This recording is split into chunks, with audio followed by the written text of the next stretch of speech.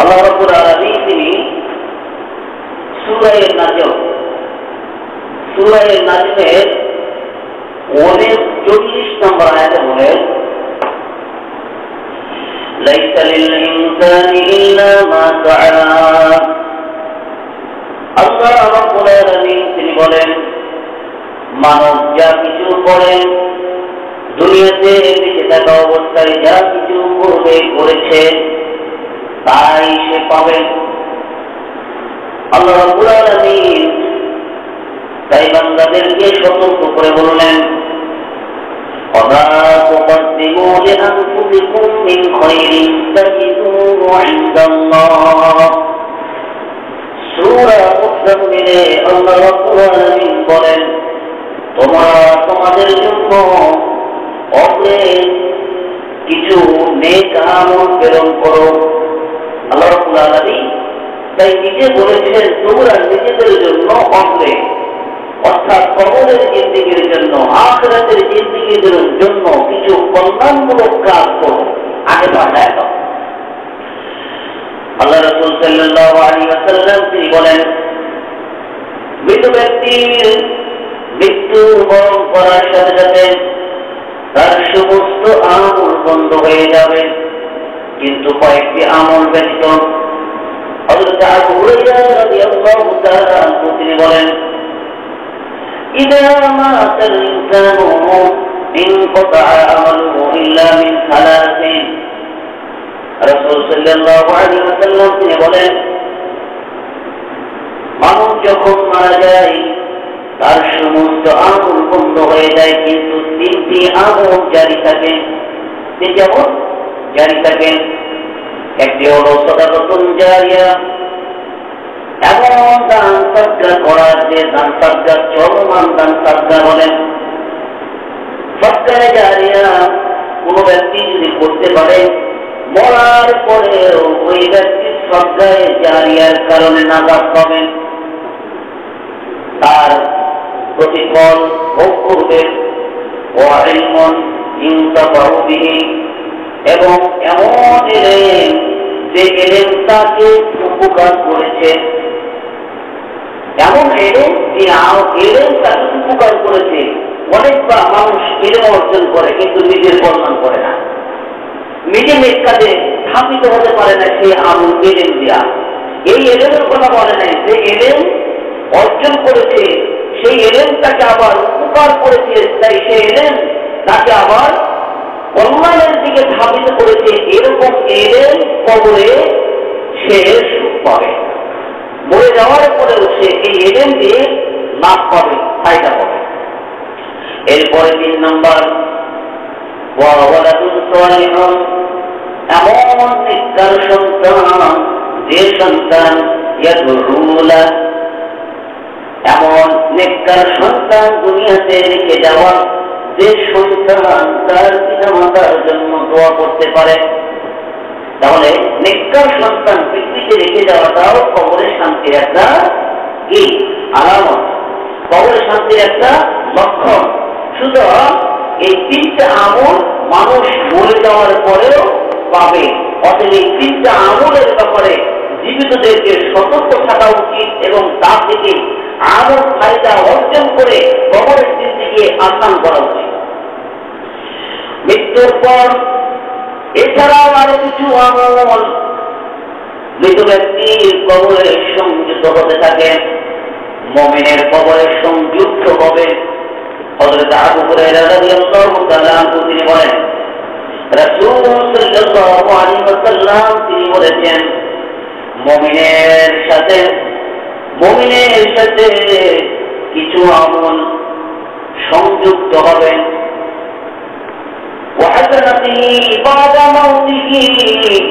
সেই কর্মগুলো তার মরার পরে তার সাথে সংযুক্ত হবে। তার মধ্যে 1 নম্বর হলো এমন ইলম আল্লামাহু, যে শিক্ষা অর্জন করেছে এবং শিখাইছে। এরপরে সে এমন ইলম অর্জন করেছিল, তা প্রসার করেছে, এই ইলমটা ওনাকে উপকার দিবে। বালিগান এমন ছেলে সন্তানকে, এমন সন্তান সন্ততিকে রেখে গেছেন যে তার জন্য দোয়া করতে পেরেছে, এবং সে দুনিয়াতে বেঁচে থাকা অবস্থায় কোরআনকে তার জন্য উত্তরাধিকারী বানাতে পেরেছে। কোরআনকে উত্তরাধিকার বানাতে পারলে এইটাও খবরে শুয়ে শুয়ে আসলে তার প্রতিফল, তার সুখ ভোগ করতে পারবে। তাই কোরআনকে আমাদের ওয়ারিস বানানো উচিত, কিন্তু আমরা কোরআনকে ওয়ারিস বানাই না। কোরআন শিখলে কি ওয়ারিস করতে বলে? এই জন্য কোরআনের প্রতি আমাদের একটু গুরুত্ব দেওয়া উচিত। আল্লাহ রাসূল সাল্লাল্লাহু আলাইহি ওয়াসাল্লাম এরপরে তিনি বলেছেন, কোন ব্যক্তি যদি মসজিদকে নির্মাণ করে, কোন ব্যক্তি যদি মসজিদকে নির্মাণ করে, কবরে যাওয়ার পরে ওই মসজিদ নির্মাণ করার কারণে আল্লাহ রাব্বুল আলামিন তাকে শান্তি দিবে। আমাদের মসজিদ করার চিন্তা মাথায় রাখা উচিত, নাকি বলেন?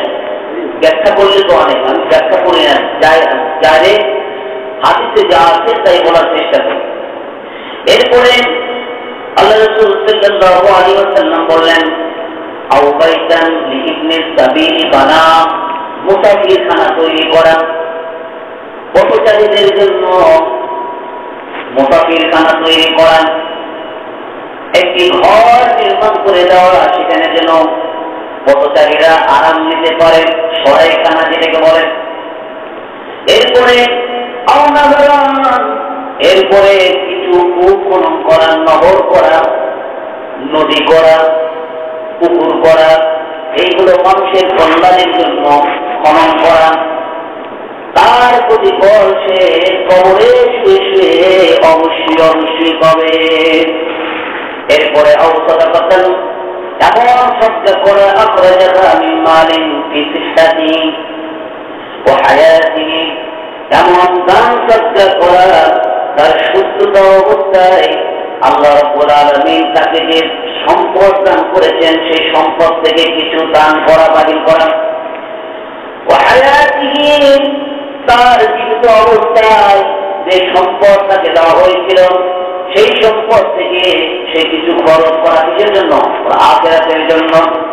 এইটা যদি সে খরচ করতে পারে, আল্লাহ রাসূল সাল্লাল্লাহু আলাইহি ওয়াসাল্লাম তিনি বললেন, ইয়ালহাকুহু মিন বাদি মাউতিহি, মৃত্যুর পরে এই সমস্ত আমল তার আমলনামায় সংযুক্ত হবে। ইবনে মাজাহ 242 নম্বর হাদিস।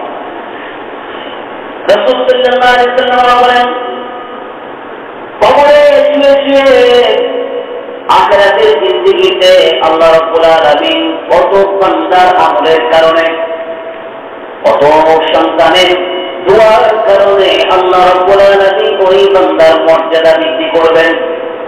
সন্তানের দোয়ার কারণে মর্যাদা বৃদ্ধি হয়।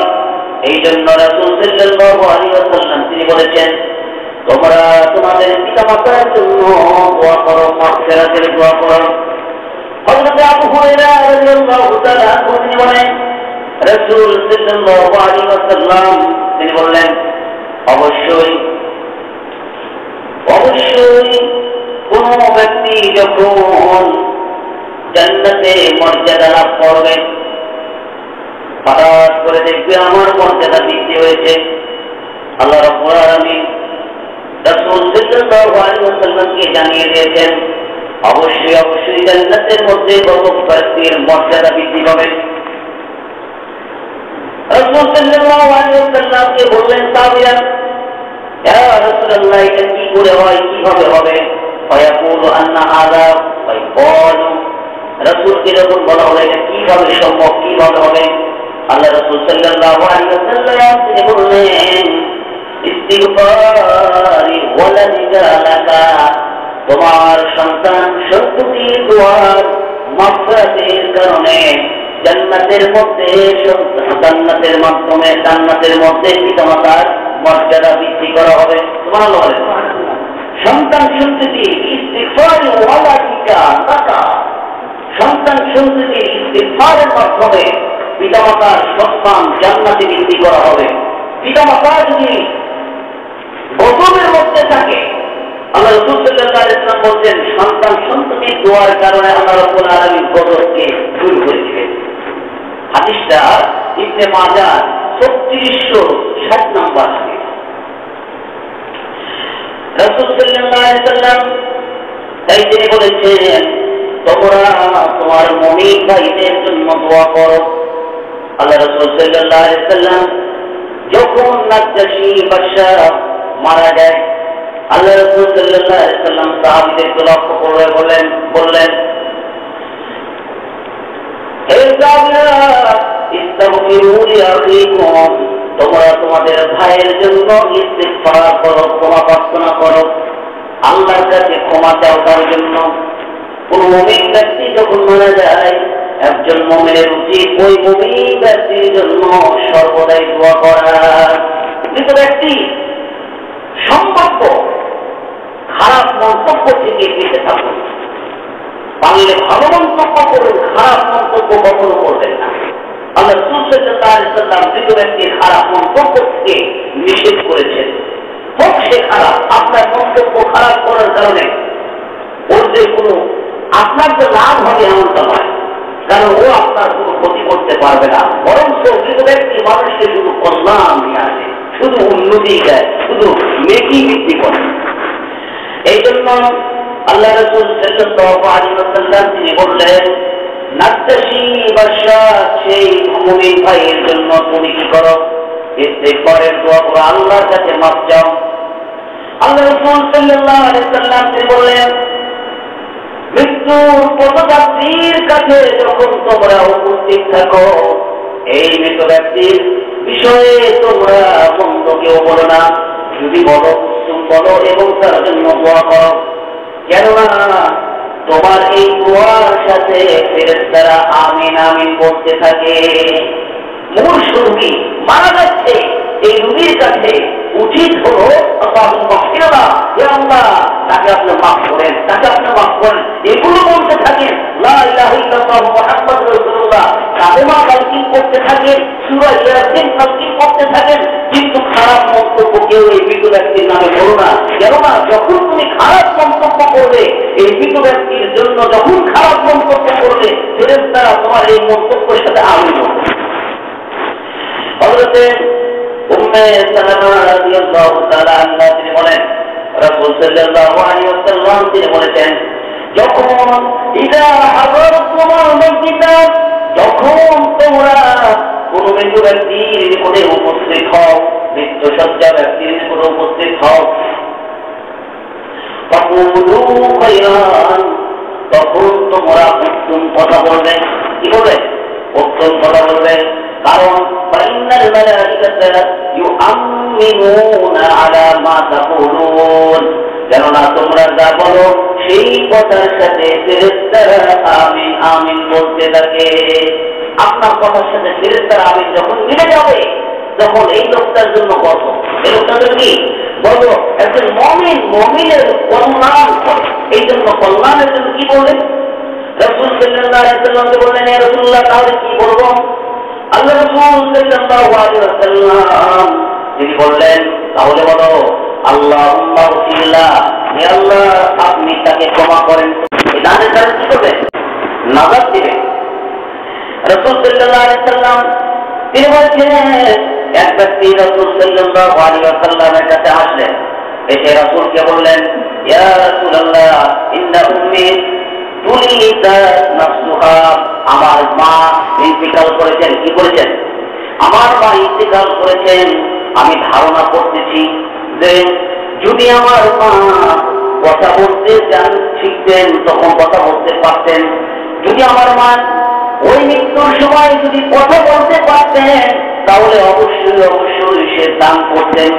ইয়া রাসূলুল্লাহ ফাআল্লাহ আজরুন ইন তাসাদ্দাকতু আনহা ক্বাল, আল্লাহ রাসূল সাল্লাল্লাহু আলাইহি ওয়াসাল্লামকে বললেন ইয়া রাসূলুল্লাহ আমি কি আমার মার পক্ষ থেকে দান করব?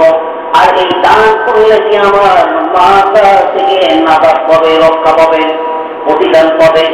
আল্লাহ রাসূল সাল্লাল্লাহু আলাইহি ওয়াসাল্লাম তিনি বললেন ওয়ালা নাম, হ্যাঁ তোমার মার পক্ষ থেকে তুমি যদি কিছু দান সাদকা করো, এই দান সাদকা করার কারণে তোমার মা রক্ষা পাবে, তোমার লড়ে প্রতিফল পাবে, নাজাত পাবে। তাহলে সন্তান সম্পত্তি পিতামাতার জন্য যদি দান করে, এই দানটা আল্লাহ রাব্বুল আলামিন এই দানের সওয়াবে তাকে মাফ করে দিবেন। বুখারী শরীফ 1388 নম্বর। নাসাই শরীফের এরই আরেকটি বিবরণ নাসাই শরীফে রয়েছে। নাসাই শরীফে রয়েছে পিতা সন্তানের পক্ষ থেকে পিতার জন্য দান। হযরত আবু হুরায়রা রাদিয়াল্লাহু তাআলা আনহু তিনি বলেন, এক ব্যক্তি রাসূল সাল্লাল্লাহু আলাইহি ওয়াসাল্লামের কাছে আসলো, এসে বলতেছে, ইয়া রাসূলুল্লাহ, আমার বাবা মারা গিয়েছে। কি বলে? আমার বাবা মারা গিয়েছেন, কিন্তু কিছু সম্পদ সে রেখেও গিয়েছে। আমার বাবা মারা গিয়েছে, কিন্তু কিছু সম্পদ সে রেখেও গিয়েছে। ওরা খুশি, কিন্তু সে ওসিয়ত করে নাই। কি করে নাই? কিন্তু সে ওসিয়ত করে নাই। প্রত্যেক মানুষের জন্য সম্পদের এক তৃতীয় অংশ ওসিয়ত করা ওয়াজিব। জেনে রাখেন, জেনে রাখেন, প্রত্যেক মানুষের জন্য সম্পদের এক তৃতীয় অংশ ওসিয়ত করা ওয়াজিব। ওই সাহাবী বলতেছে, ইয়া রাসূলুল্লাহ, আমার বাবা মারা গেছে, কিন্তু সম্পদ রেখে গিয়েছে, কিন্তু ওসিয়ত করে নাই। ইয়া রাসূলুল্লাহ, فهل يكفر عنه أن تصدق عنه? রাসূল সাল্লাল্লাহু আলাইহি ওয়াসাল্লামকে বললেন, আমি যদি আমার সেই বাবার, আমার পক্ষ থেকে বাবার জন্য যদি কিছু দান করি, তাহলে কি সেটা কাফারা হবে? আল্লাহ রাসূল সাল্লাল্লাহু আলাইহি ওয়াসাল্লাম তিনি বললেন, হ্যাঁ হ্যাঁ হ্যাঁ, তুমি যদি তোমার পক্ষ থেকে বাবার নামে যদি দান সাদকা করো, বাবার সওয়াবের উদ্দেশ্যে, বাবার সওয়াবের দানের জন্য যদি তুমি কিছু দান সাদকা করো, আল্লাহ রাব্বুল আলামিন এই বিনিময়ে তোমার বাবার গুনাহের কাফারা করে দিবে। নাসাই শরীফ 3652 নম্বর হাদিস। হযরত সাদ ইবনে উবাদার মিহরাব নামক একটি বাগান তার মা বাবার জন্য দান করলেন। আল্লাহ রাসূল সাল্লাল্লাহু আলাইহি ওয়াসাল্লাম এর নিকট এসে বললেন, সাদ ইবনে উবাদা রাদিয়াল্লাহু তাআলা তিনি বলেন, আমি অনুপস্থিত ছিলাম। অর্থাৎ সাদ ইবনে উবাদা সফরে গিয়েছিলেন। সফর থেকে এসে দেখেন তার মা মারা গিয়েছেন। রাসূল সাল্লাল্লাহু আলাইহি ওয়াসাল্লামকে বললেন, ইয়া রাসূলুল্লাহ, এমন কোন কিছু যদি আমি আমার মার জন্য দান করি, সাদকা করি, আর তাহলে সেটা কি আমার মার জন্য উপকার দিবে? আমি যদি আমার মার জন্য কোনো কিছু দান করি, মা মারা গেছে, আমি সফরে গিয়েছিলাম, সেখান থেকে এসে দেখি মা মারা গিয়েছে, এখন আমার করণীয়, আমার মার জন্য যদি কিছু দান সাদকা করি, এটা কি তার উপকার হবে? এই আমি করবো না। আল্লাহ রাসূল সাল্লাল্লাহু আলাইহি ওয়াসাল্লাম এই শব্দটা ওই তার উল্লেখ করলেন, রাসূল বলেছেন। রাসূল সাল্লাল্লাহু আলাইহি ওয়াসাল্লাম তখন বললেন, না, হ্যাঁ হ্যাঁ হ্যাঁ, উপকার হবে। তখন ওই সাদ ইবনে উবাদা রাদিয়াল্লাহু তাআলা আনহু তার একটি বাগান ছিল, মিহরাব নামক একটি খেজুর বাগান ছিল, অত্যাধিক তার পছন্দের বাগান ছিল। সেই বাগানটা লক্ষ্য করে রাসূল সাল্লাল্লাহু আলাইহি ওয়াসাল্লামকে বললেন, ইন্নী উশহিদুকা আন্না হাইতিল মাহরাব সাদাকাতুন আলাইহা, এই পছন্দনীয় একটি বাগান মিহরাব, আমি আপনাকে সাক্ষী রেখে এই বাগানটা আমার জন্য আমি সাদকা করে দিলাম। এরকম আমি আপনাকে সাক্ষী রেখে এই মিহরাব আমার একটি পছন্দনীয় একটা বাগান, এই বাগান আমি মার সাথে দান করলাম। কারণ মার নামে যদি দান করা যায়, বাবার নামে যদি দান করা যায়, এটা উপকার হয়। কে বলেছেন? রাসূল বলেছেন। বুখারী 2756 নম্বর হাদিস। এরপরে সাদ ইবনে উবাদা আবার রাসূল সাল্লাল্লাহু আলাইহি ওয়াসাল্লামকে আবারও জিজ্ঞেস করলেন, ইয়া রাসূলুল্লাহ, কোন দানটা সবচেয়ে উত্তম? আল্লাহ রাসূল সাল্লাল্লাহু আলাইহি ওয়াসাল্লাম তিনি বললেন, সাকুল মাই, পানি খিলানোর, পানি পান করানোর ব্যবস্থাটা করা বড় উত্তম দান। এই জন্য সৌদি আরবে মধ্যপ্রাচ্যে দেশগুলোতে নহর, এই পানির ব্যবস্থাটার উপর তারা বেশি দান করে। আপনিও যদি এটা করেন, এটা সবচেয়ে বড় সওয়াবের দান, সওয়াবের দান পানির ব্যবস্থা করা। এই জন্য যদি পারেন পানির ব্যবস্থা করে পার উদ্দেশ্যে, সওয়াবের উদ্দেশ্যে আল্লাহকে খুশি করবেন, সওয়াব কার জন্য? মার জন্য। ইনশাআল্লাহ এই সওয়াব আপনার মার কবরে পৌঁছবে। নাসাই 3664 নম্বর হাদিস। রাসূল সাল্লাল্লাহু আলাইহি ওয়াসাল্লাম তিনি বললেন, মৃত্যু ব্যক্তির নিকট তোমরা দোয়া করো। মৃত্যু ব্যক্তির দুটা জিনিস একমাত্র বেশি উপকার করে, সেটা হলো দোয়া এবং সাদাকা। এই দুইটা জিনিস দ্বারা মৃত্যু ব্যক্তির কোনো উপকার আসে না। কি বললাম? মৃত ব্যক্তির জন্য কয়টি জিনিস উপকার হয়? দুটা জিনিস 100% উপকার হয়। তিরমিজি শরীফে 669 নম্বর হাদিসে তিনি বলেন, রাসূল সাল্লাল্লাহু আলাইহি ওয়াসাল্লাম তিনি বলেছেন, এবং কত ওলামায়ে কেরাম এটাকে বিশ্লেষণ করেছেন যে হ্যাঁ, মৃত ব্যক্তির জন্য সাদাকা এবং দোয়া উপকার হয়। সাদাকা এবং দোয়া তার জন্য কল্যাণ হয়ে আসে। কত ওলামায়ে কেরাম তারা বলেন, يقولون ليس شيء يصل إلى الميت إلا الصدقة والدعاء। সাদাকা এবং দোয়া মৃত ব্যক্তির জন্য পৌঁছে। কি পৌঁছে? কবরে পৌঁছে একমাত্র সাদাকা আর দোয়া। এই জন্য বেশি বেশি করে দোয়া করা। মৃত ব্যক্তির জন্য নিষ্ঠার সহিত, গুরুত্বের সহিত দোয়া করা। হযরত আবু হুরায়রা রাদিয়াল্লাহু তাআলা তিনি বলেন, আবু দাউদের 3199 নম্বর হাদিসে বলেন, রাসূল সাল্লাল্লাহু আলাইহি ওয়াসাল্লাম তিনি বলেছেন, ইযা সাল্লাইতুম আলাল মাইতি ফাখলিসু লাহু দুআ। যখন তোমরা মৃত ব্যক্তির দাফন কাজ করবে, জানাজা করবে, যখন তোমরা মৃত ব্যক্তির দাফন কাজ করবে, জানাজা করবে, ফাখলিসু লাহু দুআ, তার জন্য এক নিষ্ঠার সহিত দোয়া করো। তাহলে মৃত ব্যক্তির জন্য আন্তরিকতার সহিত দোয়া করতে বলেছেন কে? রাসূল সাল্লাল্লাহু আলাইহি ওয়াসাল্লাম। আবু দাউদ 3199 নম্বর হাদিস। রাসূল সাল্লাল্লাহু আলাইহি ওয়াসাল্লাম মৃত ব্যক্তির জন্য জানাজায় দোয়া করতেন। আমরা জানি কি? আল্লাহুম্মা ইগফির লিহাইয়িনা ওয়া মাইয়িতিনা ওয়া শাহিদিনা, এটা জানি। এই দোয়াটা করতেন। মূলত এই দোয়ার যেটা সারমর্ম, মৃত ব্যক্তির জীবিতদের জন্য বেশি উপকারী। আগে আমরা জীবিতদের যে কথা বলেছি, আল্লাহুম্মা ইগফির লিহাইয়িনা, হে আল্লাহ আমাদের জীবিতদেরকে ক্ষমা করেন।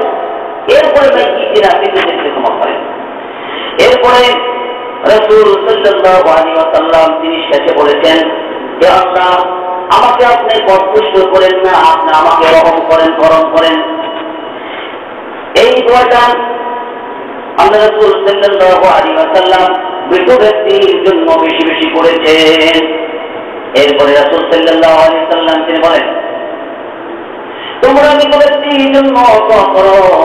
কেননা মৃত ব্যক্তির জন্য এই জন্য দোয়া করবা, মৃত ব্যক্তি যখন কবরে রাখা হয়, মৃত ব্যক্তিকে যখন কবরে রাখা হয় তখন কষ্ট ছিলেন, তখন তোমরা তার জন্য ইস্তিগফার করো, দোয়া করো, ক্ষমা চাও আল্লাহর কাছে।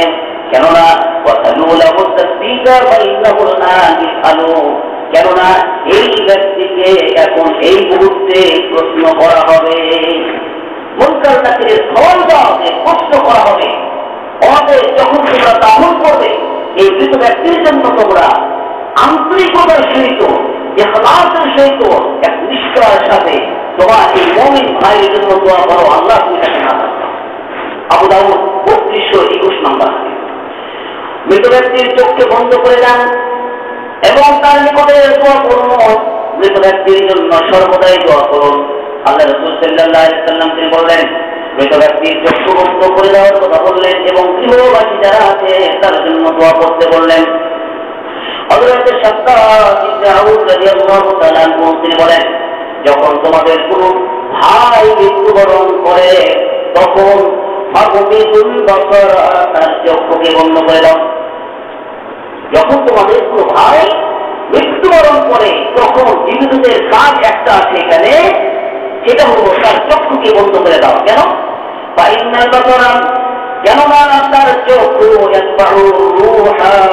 কেননা তার চক্ষু তার রূপকে অনুসরণ করেন।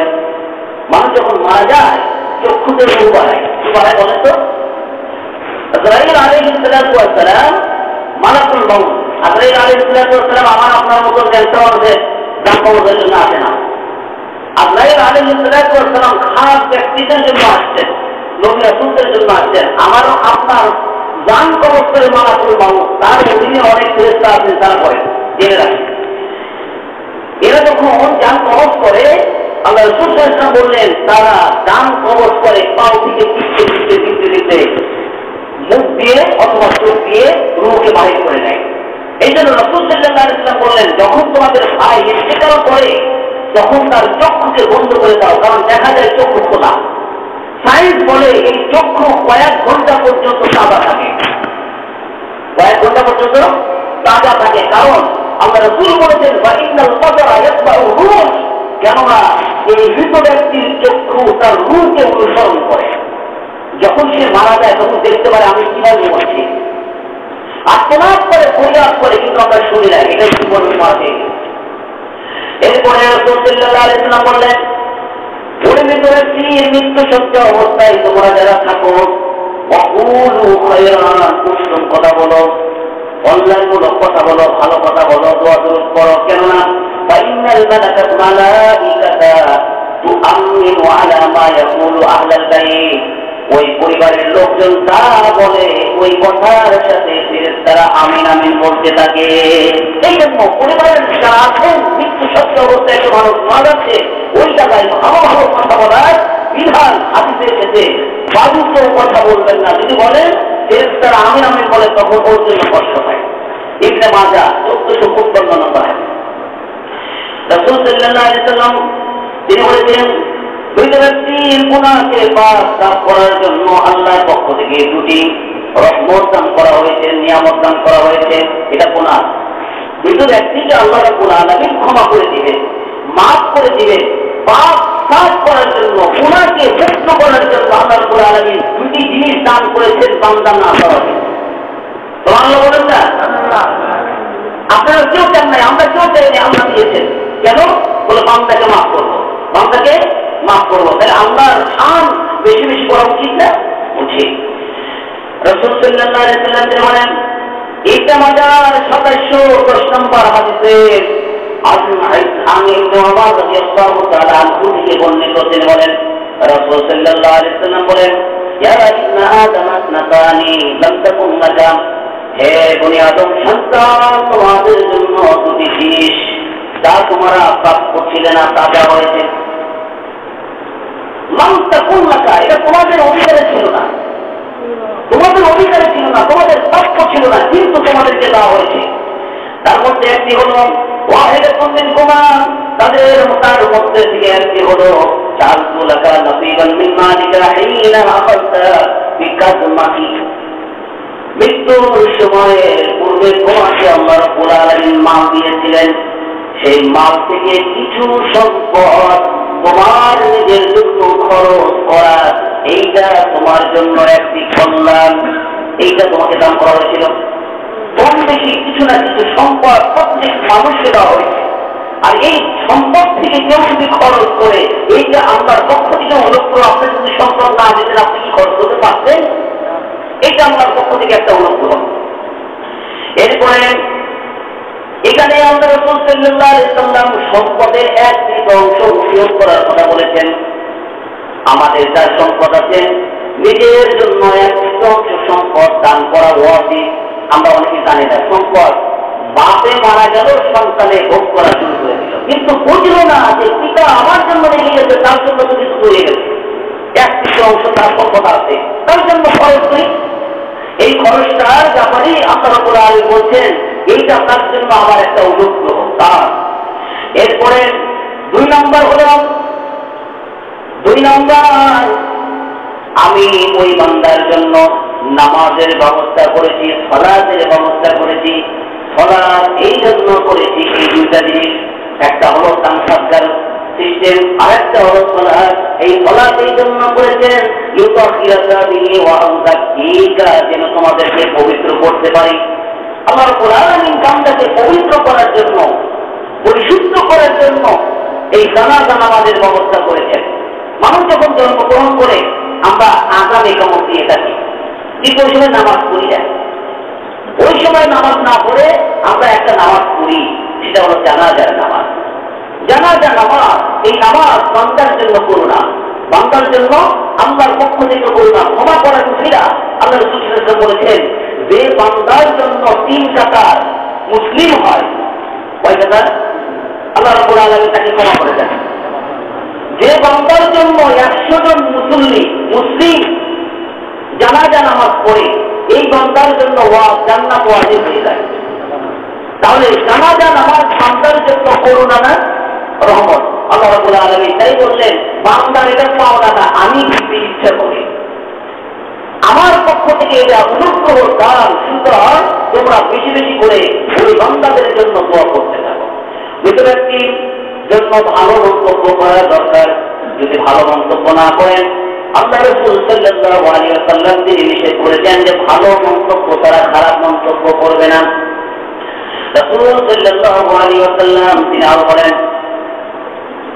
রাসূল সাল্লাল্লাহু আলাইহি ওয়াসাল্লাম মৃত ব্যক্তির অনেকগুলো বিষয় দুনিয়াবাসীর কারণে মৃত ব্যক্তিকে কষ্ট দেওয়া হয়। তার মধ্যে আল্লাহ রাসূল সাল্লাল্লাহু আলাইহি ওয়াসাল্লাম কবরকে কেন্দ্র করে অনেকগুলো বিষয় নিষেধ করেছেন। তিনি কবরের উপর দিয়ে হাঁটা চলা নিষেধ করেছেন, কবরকে পাকা করা নিষেধ করেছেন। قال النبي صلى الله عليه وسلم أن تجسس القبور, তোমরা কবরকে পাকা করো না। কবরকে পাকা করার বিষয়ে রাসূল সাল্লাল্লাহু আলাইহি ওয়াসাল্লাম নিষেধ করেছেন। এবং তোমরা কবরের উপর লেখো না, ওয়ান ইউকুতাবা আলাইহা, কবরের উপর তোমরা লিখবে না, এবং কবরের উপর কোনো কিছু তোমরা নির্মাণ করবে না। ওয়াই ইউবনা আলাইহা, কবরের উপর কোনো কিছু নির্মাণ করা যাবে না, ঘর বাড়ি ঘর এগুলো করা যাবে না, আল্লাহ রাসূল নিষেধ করেছেন।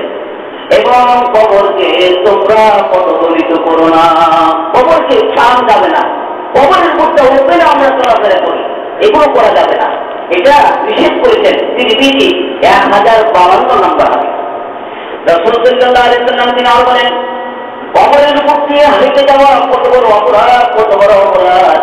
রাসূল সাল্লাল্লাহু আলাইহি ওয়াসাল্লাম বলেন, দেখেন, আন উকবা ইবনে আমির রাদিয়াল্লাহু তাআলা আনহু তিনি বলেন, রাসূল সাল্লাল্লাহু আলাইহি ওয়াসাল্লাম বলেছেন, অবশ্যই জ্বলন্ত আঙ্গারের উপর দিয়ে হাঁটা, অথবা তরবারির উপর দিয়ে হাঁটা, অথবা আমার পাকে জুতার সাথে আমার পাকে সেলাই করে দেওয়া, এতটা সহজ, কিন্তু এর চাইতে বেশি কঠিন হলো, আমি তার চাইতে বেশি অধিক পছন্দ করি, আহাব্বু ইলাইয়া মিন আন আমশিয়ালা কবরি মুসলিম, মুসলমানের কবরের মধ্যে হাঁটা আমি তার চাইতেও বেশি কি করি, পছন্দ করি। মানে রাসূল সাল্লাল্লাহু আলাইহি ওয়াসাল্লাম বললেন যে আমার এমন কষ্ট হয়, আমার পায়ের জুতা যদি সেলাই করে দিতাম তাহলে এটা উত্তম হইত। আমার আল্লাহ রাসূল বলছেন জ্বলন্ত আঙ্গারের মধ্যে হাঁটা তাও উত্তম হইত, এবং তিনি বলতেছেন তলোয়ারের মধ্যে হাঁটা তাও উত্তম হইত। আমার কাছে অধিক পছন্দ হইত, কিন্তু এটা পছন্দ হয় না, কবরের মধ্যে চলাফেরা করা এটা আমার পছন্দ হয় না। কথা কি বুঝতে পারছেন? আল্লাহ রাসূল বলতেছেন জ্বলন্ত আঙ্গারের মধ্যে হাঁটা, এই যে ব্যক্তি কবরের মধ্যে হাঁটেন সেজন্য জ্বলন্ত আঙ্গারের মধ্যে হাঁটেন, এই যে ব্যক্তি কবরের মধ্যে হাঁটেন সেজন্য তলোয়ারের মধ্যে হাঁটেন, এই যে ব্যক্তি কবরের মধ্যে হাঁটেন সেজন্য তার নিজের জুতাকে পায়ের চামড়ার সাথে ছিঁড়ে তুলে হাঁটেন। কতটা কষ্ট, কতটা কঠিন। আল্লাহ রাসূল বলছেন এতটাও যদি কঠিন হয় তবু আমার কাছে ওই কাজটা কবরের মধ্যে হাঁটা এত কঠিন, অত ওটা করা যাবে না, এটা সব করা কঠিন। এই জন্য আমরা কবরের উপরে হাঁটবো না, আর কবরের উপরে পায়খানা করবো না। আল্লাহ রাসূল নিষেধ করলেন, দেখেন,